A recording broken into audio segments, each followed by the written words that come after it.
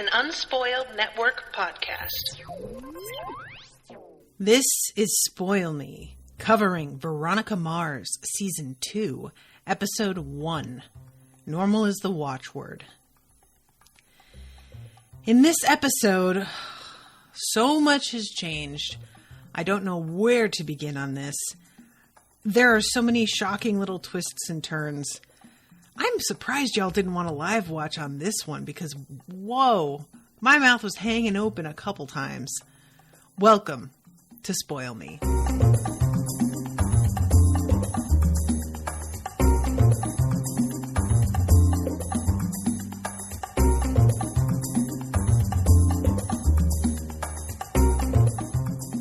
Welcome to the show, everybody. I am Natasha. I want to send a huge shout out to Jackie for commissioning this episode. Thank you very much, Jackie. This was a lot.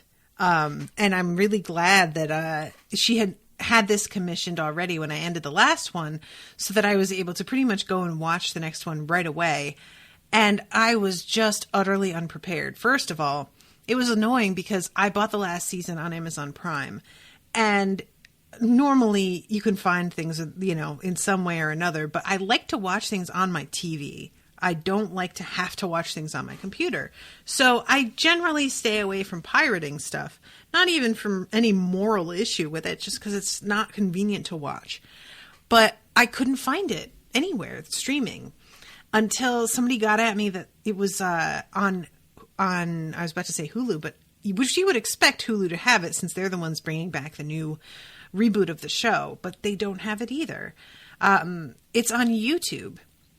So I watched the first round, or the first half of the first round at least, on Daily Motion, and it was this really janky, badly, it was not clear, the sound wasn't great, and there were commercials every, I think, 7 minutes or something. The kind of thing that it's just infuriating. I just started to lose my shit.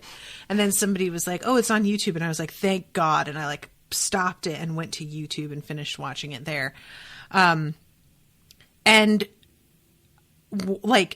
feel like a lot of the little shocks got lost the first time around because of being interrupted by the commercial breaks and the bad sound and me having to figure out what they were saying and stuff. And then when I transitioned over to YouTube for the second half of the episode, there were so many moments where I was like, wait, did the Daily Motion version cut something out that I missed? When she just goes up to Duncan and kisses him all of a sudden, I was like, what did that fucking version? What did I miss? But no, that's just how the episode is set up because I watched it a second time and that's all how it goes. And I had said before that having the mystery from the first season is such a great thing to rest on that I didn't know how they were going to be able to make the second season as interesting or something you were invested in, because you just have wrapped up so much, and creating a whole other mystery can feel really unnatural because you have to bring in new people and, this whole thing, which still may be true, but I find that the way that they decided to do it, which was have an event ending the last season, namely, we have Logan being backed up against a wall, so to speak, by Weevil and his crew. That was a smart way to transition into what's going on this season, because we care about both of them, right? We like Logan. We like Weevil. We don't the two of them have amazing chemistry together on screen too. And so we don't want anything bad to happen to either of them, but the nature of their relationship is such that neither of them can ever be okay while the other one is okay. One of them has to be hurt for the other one to be in a good place mentally, it seems like, because they're just so antagonistic toward each other. You want them to find a common ground, and for a second it seemed like maybe Lily could be that, because it turns out Logan did not kill her. So I was sort of hoping that when Weevil found out that the fact that Logan did not kill Lily is simply not a factor in his mind at all. He is past the point of giving a shit that Logan was innocent in that, because in his mind, Logan is now guilty of another murder. And it's kind of frustrating because it's like, dude, he was about to go down for some shit that he didn't do. I think that Veronica is quite right when she says to him, come on, you know he didn't do that shit. I think he knows that, but that's the problem, that which she points out, is that in order to admit that Logan probably did not kill that guy, Weevil then has to admit somebody else did, and likely that person was on his crew, which means that he does not have full control of what's happening, which is a whole other kettle of fish. Like, you don't want to get in between the head of a gang and his control over his people. That is a bad place to be. And I really deeply understand why Weevil is like shying away from any of that. So anyway, this is all aside from what winds up happening at the end of the episode. So I am going to talk about it from the beginning. Let us begin, shall we? So we start off, and it is the beginning of a new school year. We have jumped right over like the whole summer.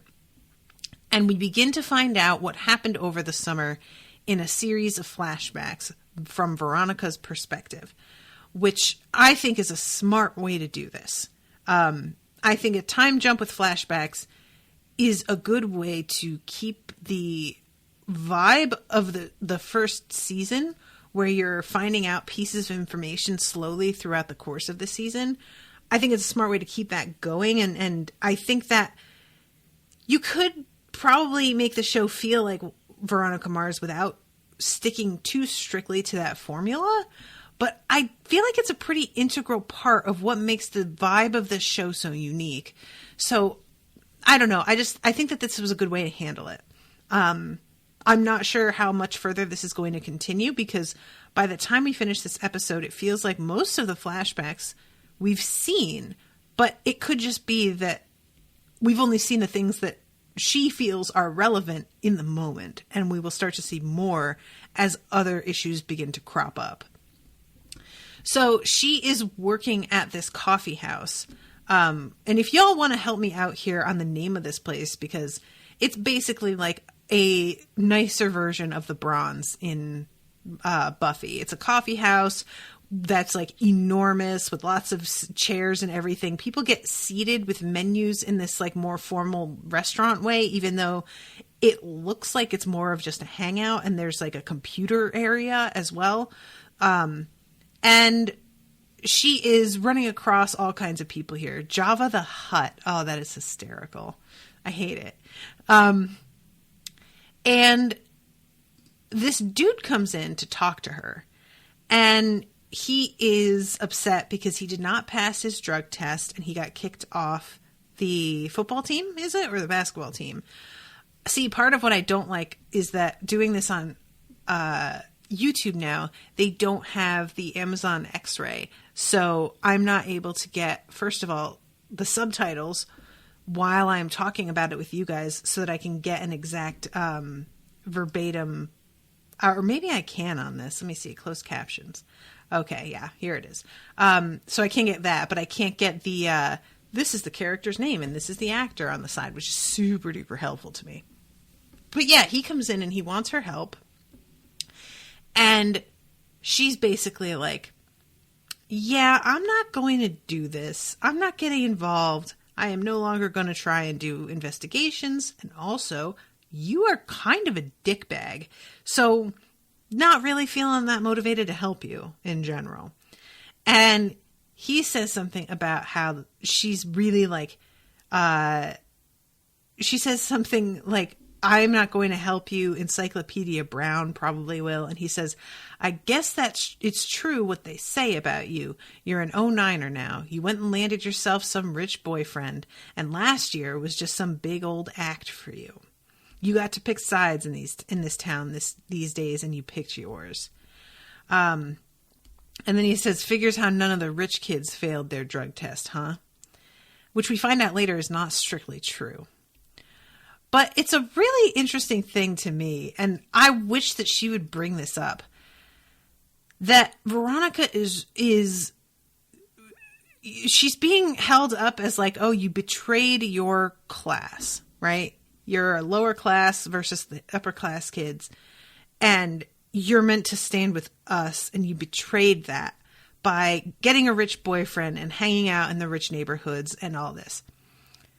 But when she was rejected by the 09ers, it's not like everybody was coming to be friends with her from the lower class side of town.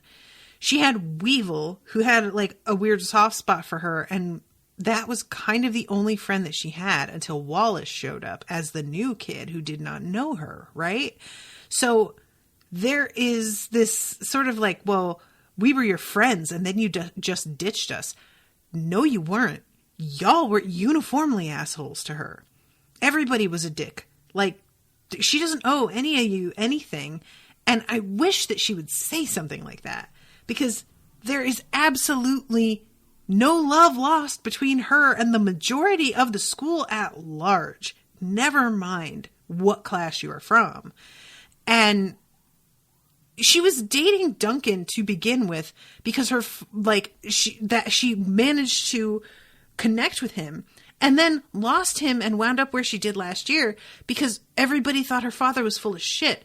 So once her father is redeemed and everyone realizes he was right and y'all were being dicks to her for no good reason, you think she's not going back with the guy that she had been with before? Like, get the fuck out of here. What do you think is going to happen? Like, I don't like this sort of like, I'm 100% okay with an us versus them mentality when it comes to people without money and people with money, because let's face it, that's the world. And I really understand it. But in her particular case, it's such a selective manipulating tactic that it chooses to ignore the circumstances and the treatment that she received at the hands of everybody who now is trying to change history and remember it as we were all rosy friends together. Bullshit. Get the fuck out of here.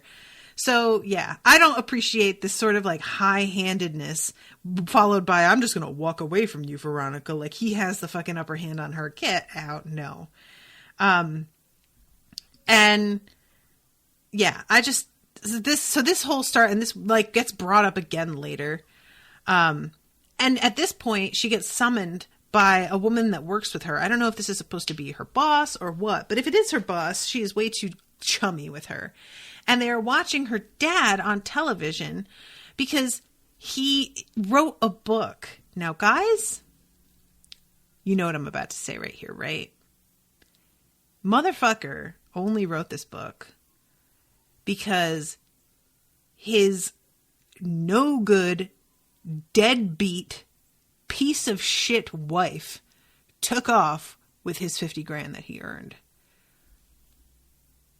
I will not forget about this. Where is she? Did she cash? What the fuck is going on with that? The fact that this doesn't get addressed this episode makes me bonkers. I need to know, guys, what happened with this check. Did he go to the Canes and be like, did this get cashed? Or anybody, because I guess the Canes are in prison, so you can't ask them, but they have to have an accountant, right?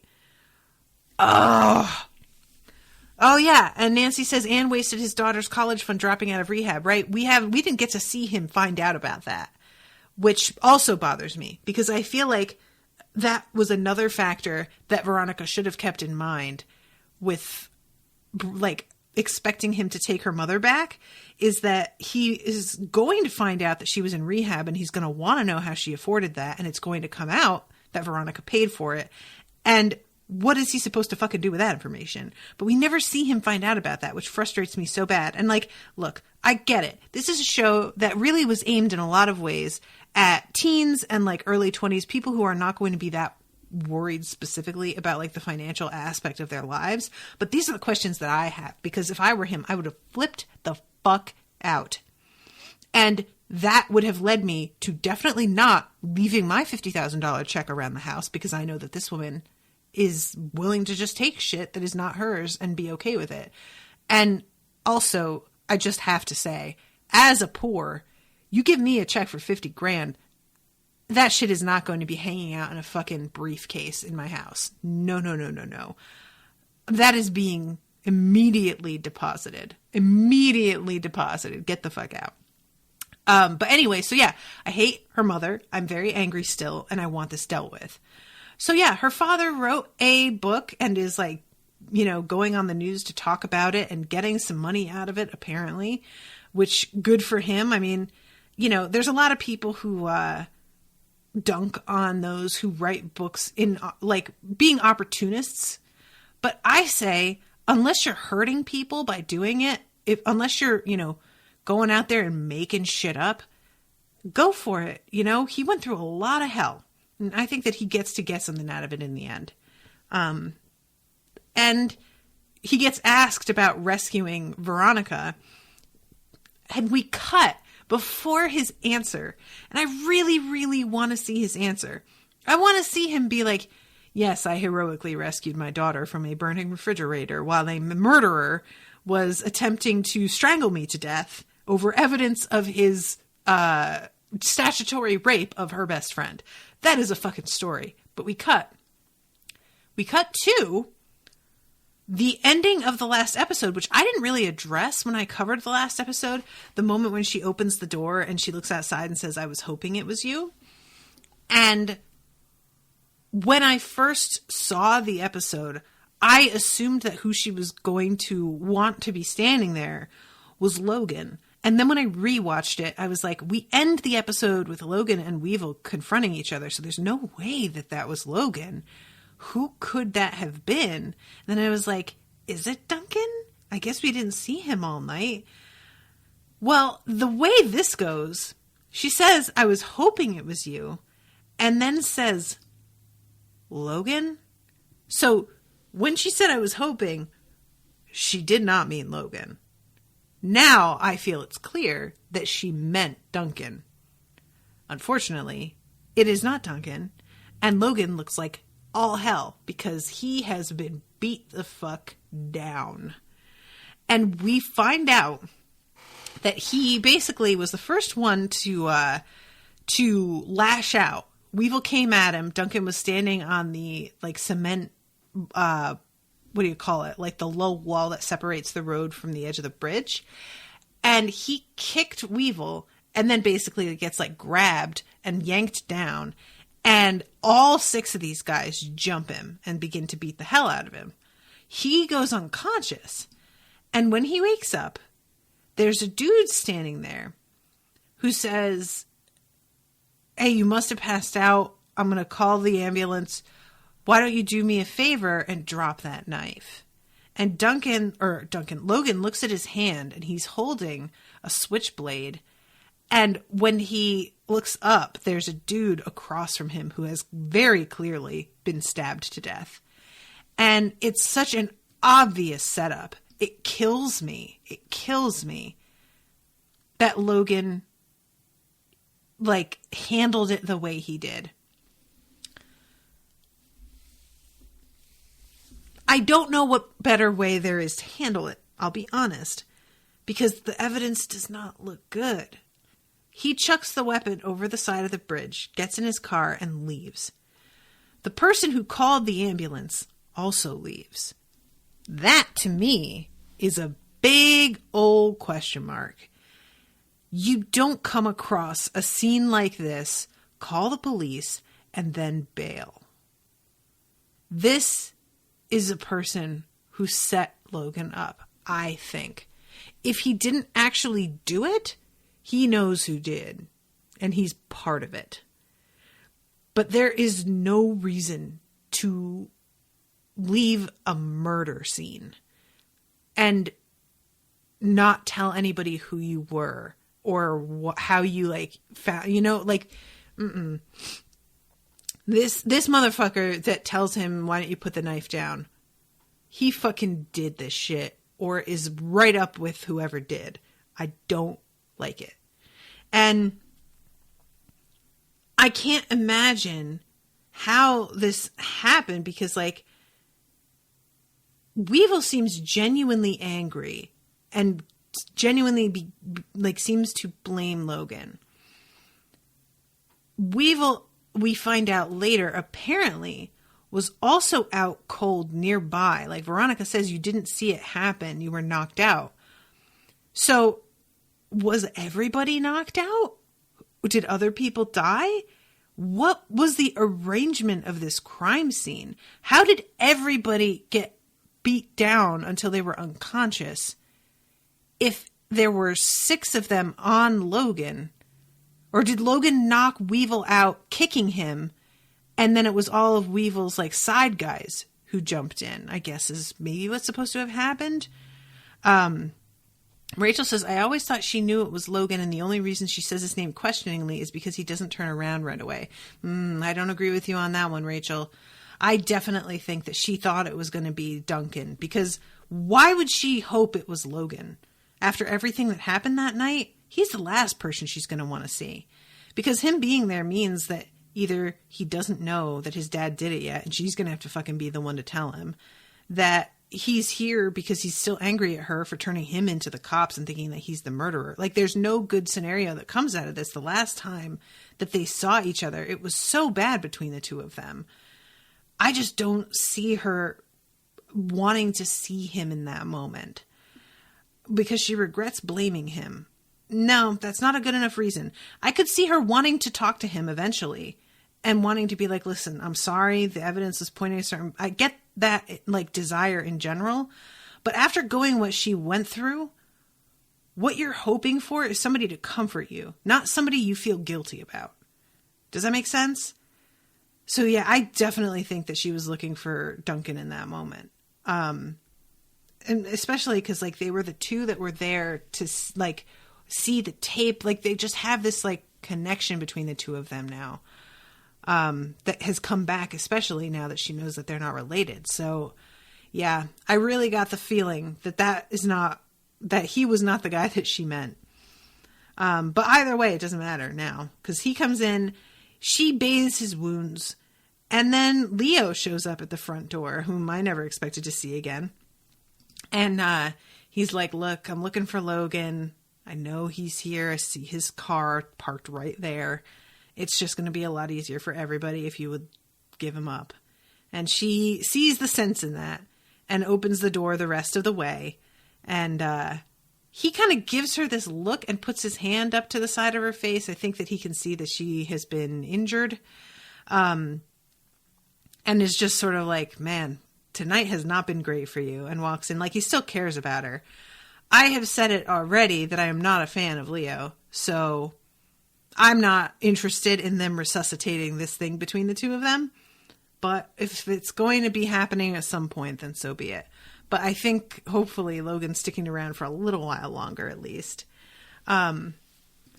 So school.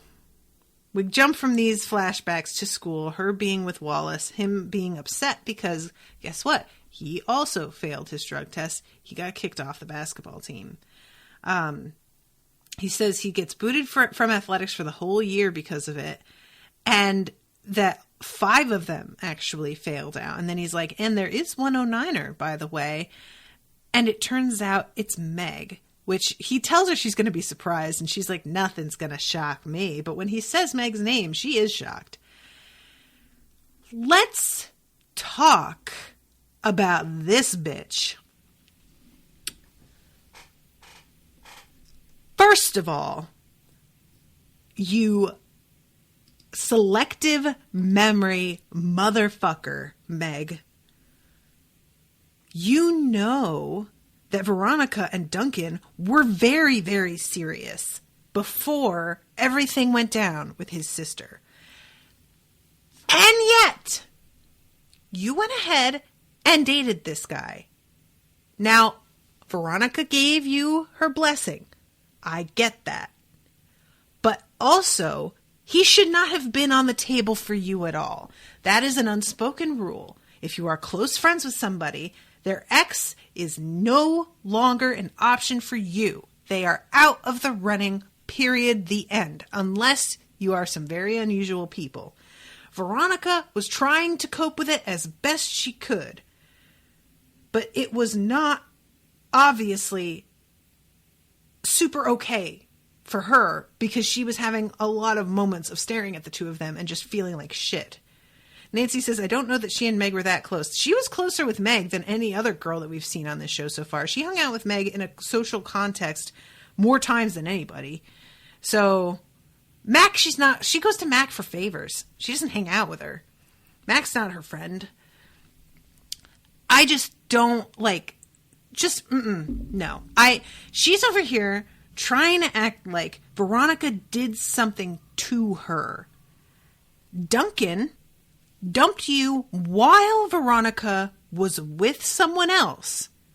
Weeks after that, Veronica and that guy split up, and she got together with your ex, who was her ex first. You don't get to be mad about that. She didn't do anything wrong at all. And just because you're mad at Duncan, because he flipped out after the party where he saw her and Logan together, you don't get to hold that against Veronica in any way. Veronica was completely separate from that. She was with Logan at that point, and you saw them together. She did not give any indication that she was still interested in Duncan in that moment at all. So if you want to be mad at somebody, just be mad at Duncan.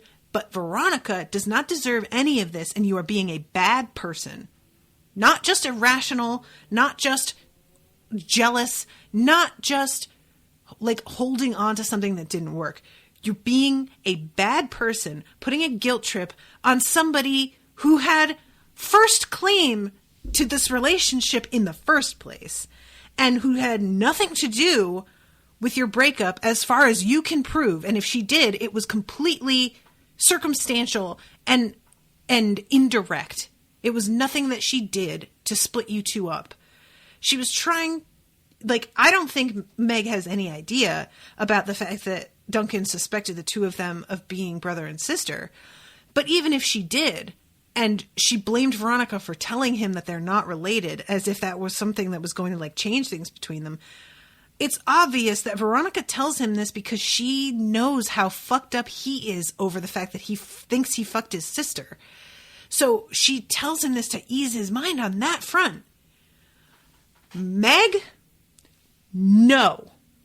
I am not pleased. And I'm low-key okay with the fact that it seems like she died in a bus crash because she is being insufferable. She's been given multiple chances. Veronica has tried more than once to talk to her and be like, hey, I know things are weird, and she is not having it. And guess what? I don't feel bad for you. Nobody did any shit to you. Things don't work out sometimes, lady.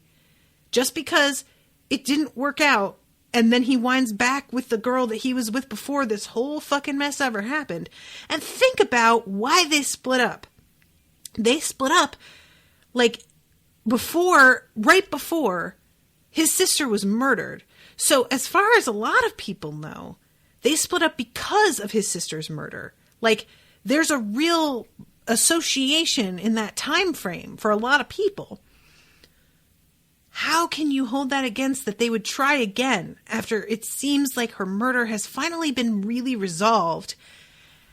Oh, I got so angry. There is nothing quite like people blaming someone. I understand, for example, the way that Veronica was last season, where she gives Meg her blessing, but it's obvious she's not entirely okay with it. But she wants to be okay with it. She's trying to be a decent friend and give her friend a chance at being happy. And she knows Duncan's a good guy and wants Duncan to also be happy. So despite the fact that it hurts her to see them together, she's doing her best to be cool. That is a great example for all of us. And Meg is the exact opposite, where nobody did shit to you. This is very much not about you at all, and yet you have chosen to take it as a personal slight because apparently everything revolves around your ass. No, stop it. So that's all I have to say about that. Mad at her.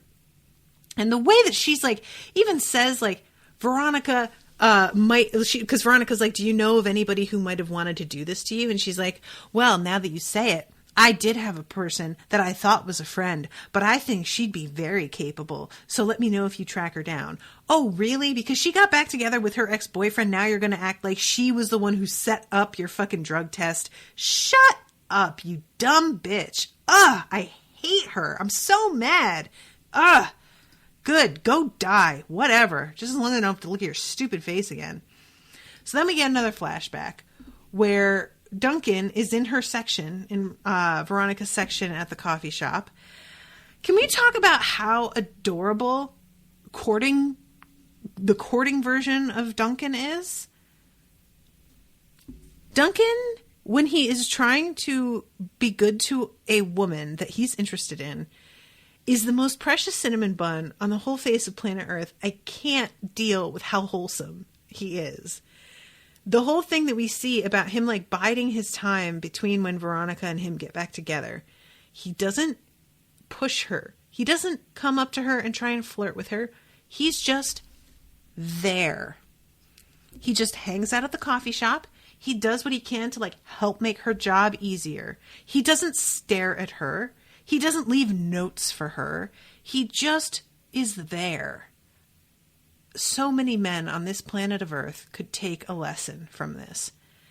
You can be persistent, and I use that word in quotes because I feel like it gets abused a lot, but you can be persistent in your interest in someone without being a fucking creep about it. And this is exactly how you do it.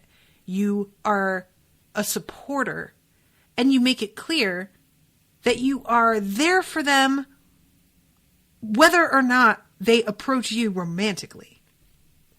They're just there because they want to be there. And he never pushes Veronica ever. When it comes time and she goes up to him, it's 100% her taking that step and walking up to him and kissing him herself. Because she has full control of the situation and he has just let her know that he will be there when she's ready. Duncan, you're too good for this world. And I just love this whole thing. So this first part is here for us to see that he's going to be at this coffee shop all the time. But that at this moment, she's still with Logan.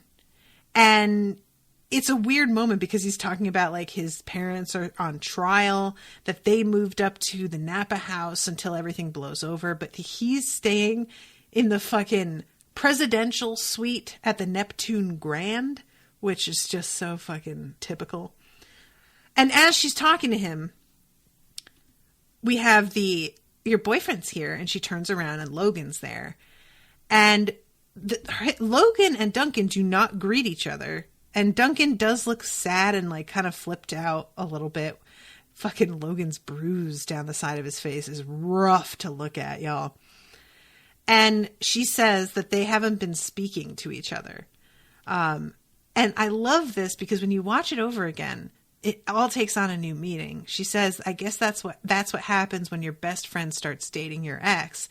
So now we know that she went back to Duncan. So this sentence applies to either one of them, which is pretty fun. I like those little details. So yeah, this whole thing between her and Duncan, like I was low key rooting for the two of them.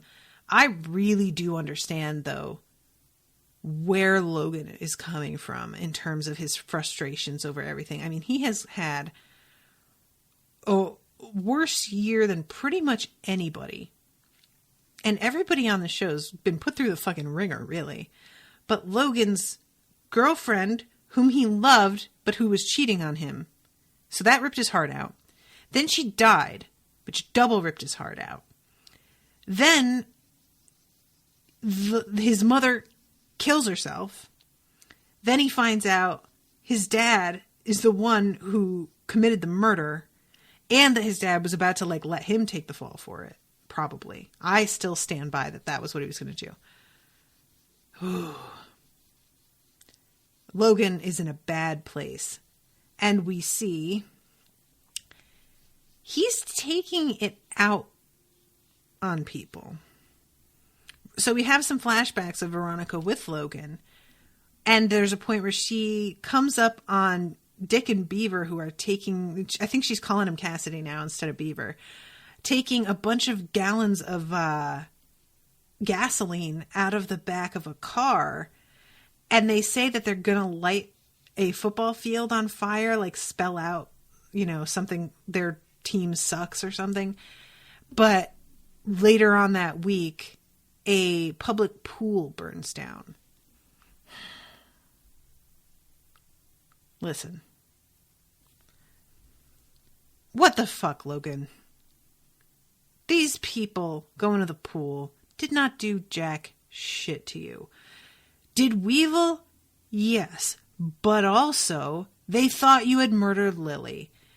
I am not excusing their garbage behavior because they should not have done the thing.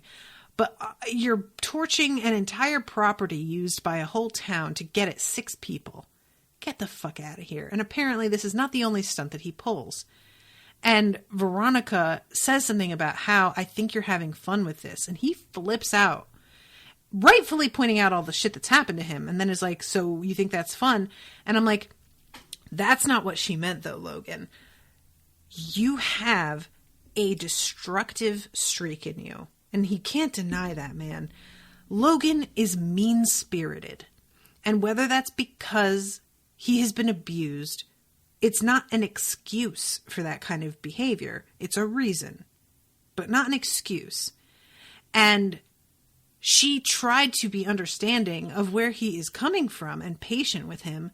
And he's not fucking coming out of it or seeming to realize that this sort of behavior isn't hurting, in the end, anybody but innocent people. He's not doing anything to the people that he seems to think deserve it. And yet he's not, doesn't have the fucking nerve to go after the people who he does think did this to him. He's not addressing, Weevil face to face. He's doing this underhanded shit. And there's that point where him and Veronica are making out in his car, and apparently it's a shotgun. Somebody shoots through the windshield, which I thought somebody threw a rock until she says later to Weevil, shotgun blast. I was like, oh, really? I didn't even realize that was supposed to be. So I guess he's operating under this assumption that he's still being targeted, which would make even less sense to just burn down random public buildings. Go after the people that you really think are doing this to you then, and don't be a passive-aggressive shit about it. And he's angry. He's got a lot of anger issues, but she doesn't need to be responsible for that. And I really like that the show is letting her walk away from him and move on to something more healthy with Duncan, and not putting it on Veronica that she needs to stay by his side and help him recover, because that's not her job, And he apparently, doesn't have anybody looking out for him. We don't see any. I guess he's come of age, so now he's 18 and he's in the house by himself. But yeah, we don't see anybody else who's looking out for him at home. But that's still really not her problem. And she's trying to talk about it with him, and he is not hearing it and just flips out. And that's when he gets kicked out of the house by Keith, who is the best and an MVP forever. Nancy says, I'm not mad at you for being mad at Meg. She's really shitty this episode. I just hadn't factored girl code into my own irritation with her. That's fair. The Meg last season who was anti-revenge and wouldn't hold a grudge. What happened to that, Meg? Says Megan. Meg says Megan. Yeah, that's a good point. I forgot about that anti-revenge streak. So yeah, what the fuck? You right. Because that was a major point of pride that she decided not to pursue this thing. So that feels like the wrong person to do this with. Maybe the show needed a reason. No, that doesn't make sense. I don't know. Maybe there's some plot device that the show needed her to be mad at Veronica for it to work. And we're going to see that later on. But it does seem like Veronica's blonde friends are just getting murdered left and right, doesn't it? So, okay, let's talk about the problem of the week. I'm going to cover this pretty quick because it doesn't interest me that much. It comes down to this. there is a family, or there is a company called Boatloads of Fun that is trying to sue this woman's family for rentals that they got because there was a leak in one room, and now they want all of their money back for the entire thing. Steve Wacker's parents and that crowd. The roof leaked in one room, so they're demanding all their money back. And we find out later that all of the shareholders' kids are pretty much in line to take over if the starter for all of these different sports teams is taken out of commission. So this crew are basically a bunch of cheating swindlers, and they pay off somebody in the testing lab to falsify the results on all of these different students' drug tests, which, like, the money and coordination required for something like that is just so much. But Veronica has to go through a bunch of different, like, potential, thinking, could somebody have altered the samples at the site? No, they're sealed in front of you and you sign the thing and then they're, like, mailed in right away. So that can't be it. Could somebody have fed you weed without you knowing about it? And they think that might be it. And he got spirit boxes with cookies in them, and it seems promising. And then they do a home drug test, and he's coming up clean, and it's close enough in time that he shouldn't be clean if that was what it was. So they go through all of these things until she starts to focus on everybody who stands to benefit if all these kids are taken out of the running. And then she starts to realize that all of these families are shareholders in Boatloads of Fun. I don't even remember what it is with the shareholders specifically, like why they are connected in this way. So if anybody wants to help me out with that, because I don't know why they all went in on it together. But in the end, it doesn't really matter. She figures it out and pretty much exposes them by sending an email that insinuates she is the party that they bribed and that she wants more money now. And she has this set up so that they can all talk amongst each other at a table at the coffee shop she works at, where there's a bug set up. And her principal is sitting a few tables away and listening to them talk about what do they want, more money? And he knows that that's exactly what they did, which is real shitty. Like, I want to know if their kids are aware that they did this, or if this was purely amongst the parents. Because I hope the kids don't get fucking punished if they didn't know what their parents were doing. Rachel says, family, friends that vacation together. They own a business together. I can't remember if that business actually does anything. And that's the part that I'm confused about. Is like, is it just that they are all friends and that's it? Because it's such a weird connection. Like, they don't get anything business-wise out of this. So the actual business factoring into it is sort of weird. But that doesn't matter. I'm going to talk about the actual crime that we all care about here, which is the fucking bus crash. What? Hi, I was not expecting anything of this scale at the end of this episode. They sent a bus over a cliff. This is not a show that plays, guys. Good Lord. And granted, nobody that we really care about except Meg, allegedly, is on that bus. So it's not like the show killed off a bunch of characters that we really gave a shit about. But it's such a huge thing to happen. And the way it's set up is that the show wants us to think that Logan did something here. And I'm going to say right now, I definitely do not think that's the case. Not only because it does not seem like Logan's style to do something that massively, damaging to human life.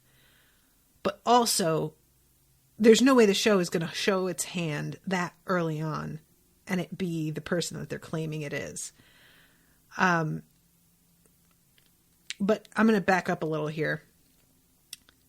The field trip is, I think, the journalism class, right?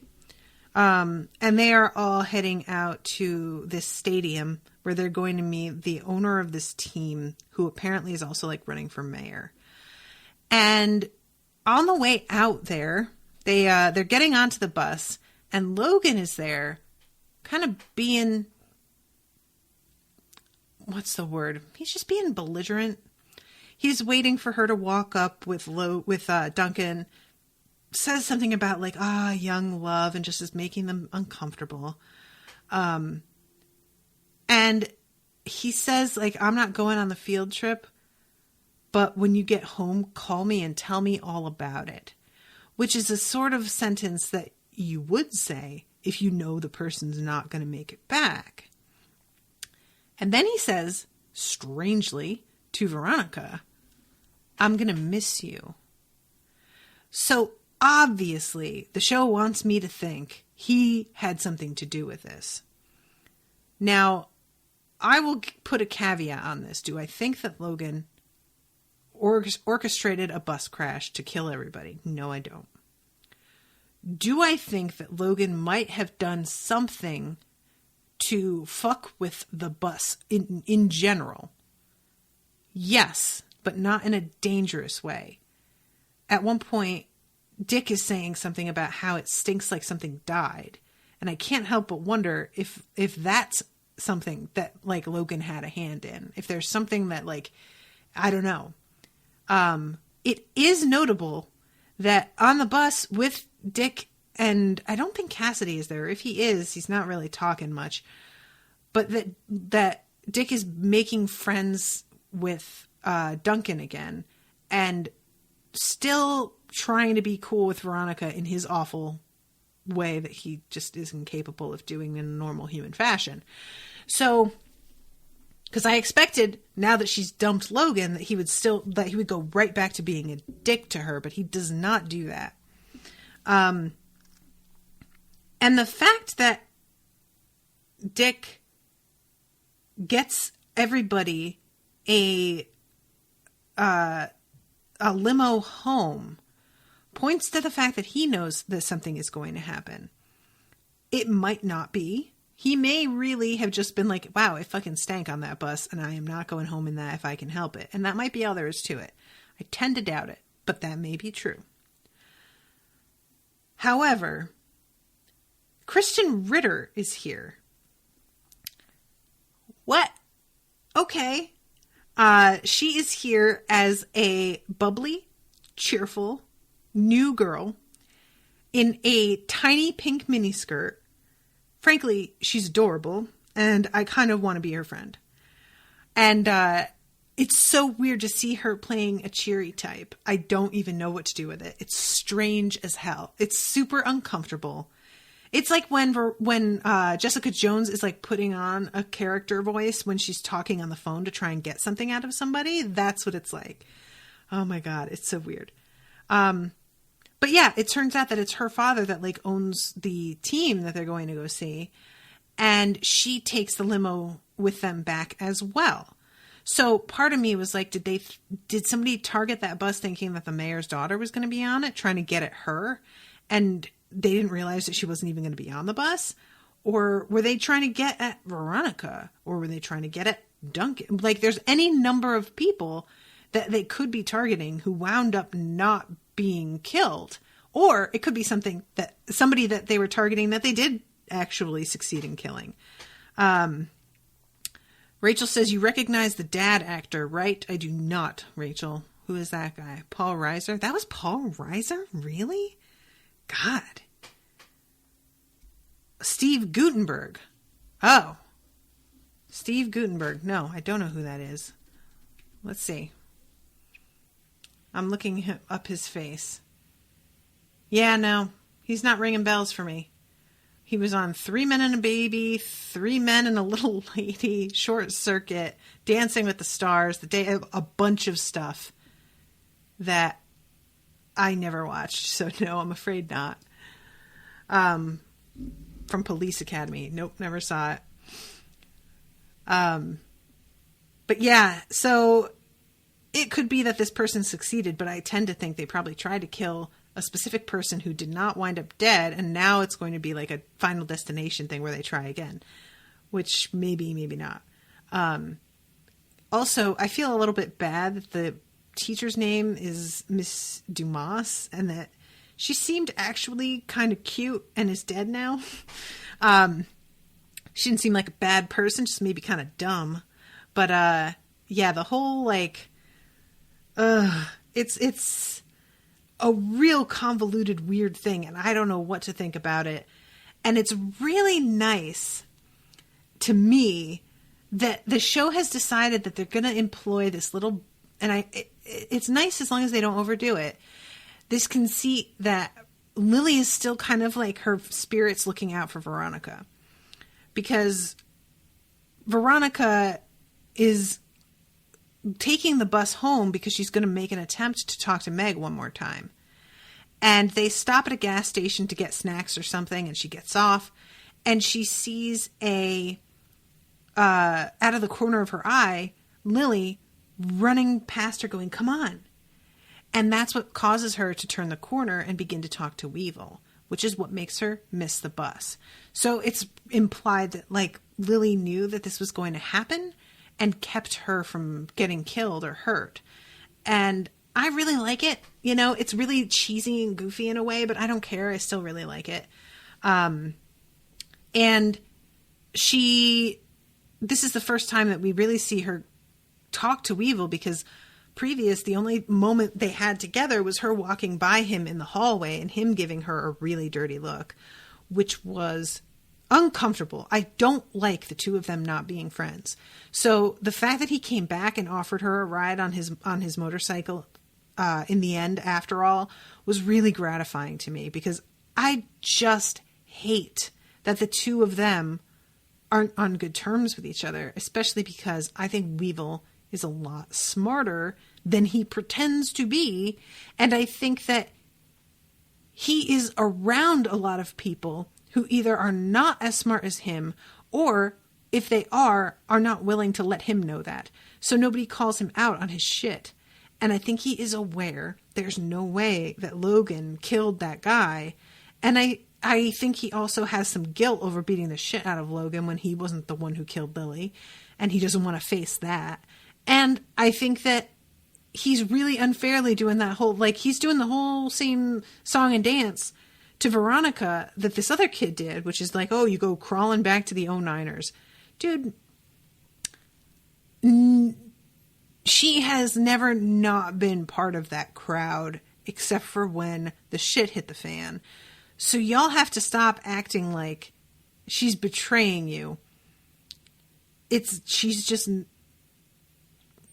an outlier. She's hot enough that it transcends money, is really what it comes down to. And she is able to, do her step ups because of that. But he says something about, like, did you have fun slumming it? And I'm like, what does that mean? Her family's not, like, rich now. Her dad is making some money off of this book deal, but they didn't move to a whole new fucking house. And dating somebody with money does not mean that you have it. She's not married. Just this whole attitude is just so fucking tired. And, I understand, like, him being like, well, Logan got away with it because he's rich and he's white. True.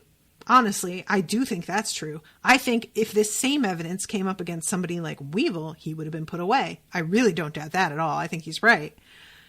However, I think he knows Logan didn't do it. So you can be angry about the inequity of it, but not think the guy is actually guilty.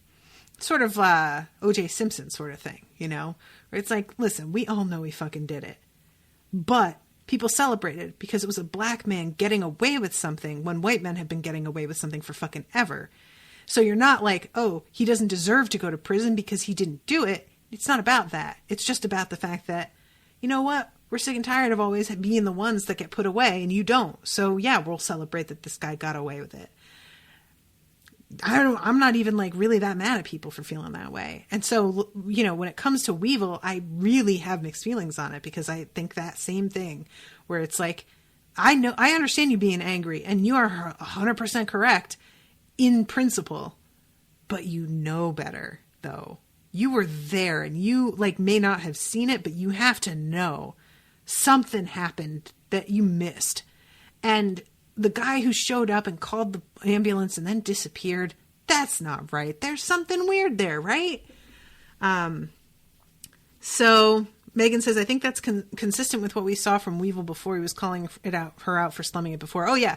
I'm not saying it's inconsistent with his character. I'm just saying I'm really sick of everybody saying this to her because they're not looking at the full picture of who she is. Like, they're all acting like, you know, they're basically what they're acting like is that her relationship with Duncan was simply her trying to climb the ladder, and that everything that happened that resulted in her father being discredited put her back in her proper place.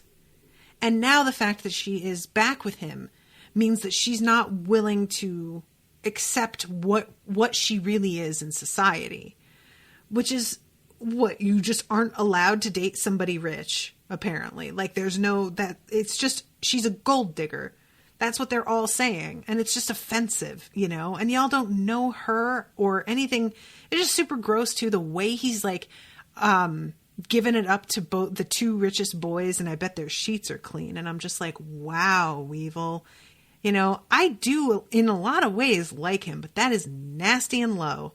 And especially for a man that it's widely known was the side piece for a girl who wound up murdered. He doesn't have a whole fucking leg to stand on. She was rich as fuck. She was Logan's sister. She had or Duncan's sister. She had the same money. And you fucking around with her wasn't something that everybody was talking about. Interesting. Huh, you have a fucking tattoo of her name on your body, but I guess you're just a fucking gold digger. Do you think Weevil wants to be with Veronica? That's one of those things where I feel like he has some curiosity about it, but I don't feel like he's into her, if that makes sense. I feel like she is a source of fascination for him, but I don't really think that there's like a crush there or anything. Which I really get. I think probably if she like showed interest, I don't think he'd be averse. You know, I think he'd probably be into it. She's really pretty. She's really smart, just as smart as he is, and smarter probably. And she's willing to take risks and do things that are like borderline illegal, which he is obviously also very willing to do. So I feel like in some ways they'd be very well paired. But he's definitely got this misogynistic streak that would not go well. So I don't think that's something that he's really into. But yeah. All of Lily's exes. Yeah, weird, huh? Except for fucking Aaron. Oh, and I have to mention too that other line where Veronica tells Wallace, he's like, where's your boyfriend? And she says he's visiting his dad. And Wallace says, why would he want to do that? And she says, I said the same thing. I love it because you think it's Logan. And this works also if it's Duncan, because everybody's parents are trash except for Keith, apparently. And except for Wallace, because apparently Keith and Alicia are back together, which, yay. So yeah, but really, can we fucking track down that $50,000 check? I'm not going to let this go. It's very upsetting to me, guys. I can't. Oh, kills me. All right. I think that's everything, right? I haven't got any theories on who, because obviously somebody did something to this fucking school bus. This is not an accident. So we're operating under this assumption. Who did it?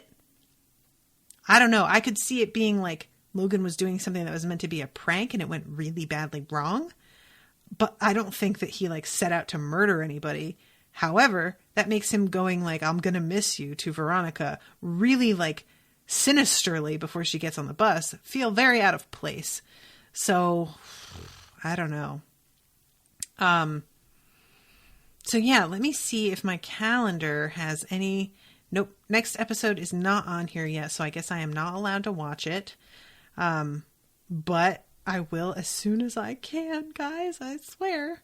I'm just dying. I want to know what happens next so bad. Everything went so differently than I expected in this episode. I don't really think I had any like firm expectations, but if you had asked, I guess I would have thought we'd have begun everything in the midst of like the trials and stuff, and for it to have just sailed on past. The trials aren't over, but they're not a focus right now either.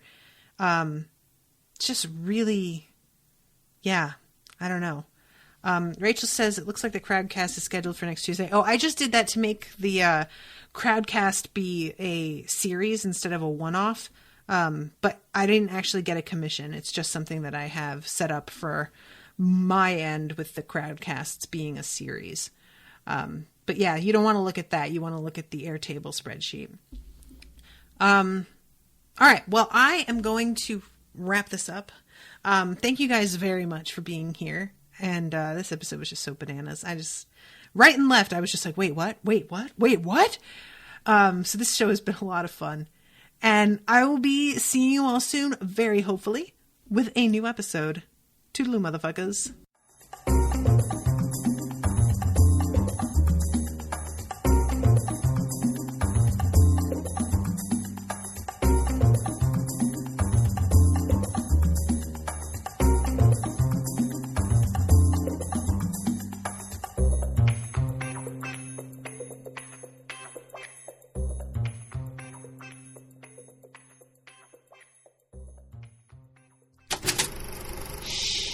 That was an Unspoiled Network podcast.